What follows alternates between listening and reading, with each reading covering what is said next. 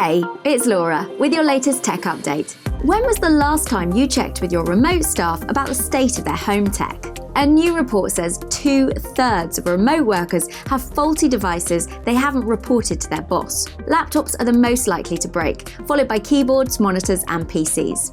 Most damage is done by food and drink spillages. It's playing havoc with their productivity, so why don't they report it? Because they're scared of getting into trouble. 4 out of 5 people continue to use their device if only a few features are affected. A third will swap to their personal device instead. This is a problem, as it opens up your business data to new security risks.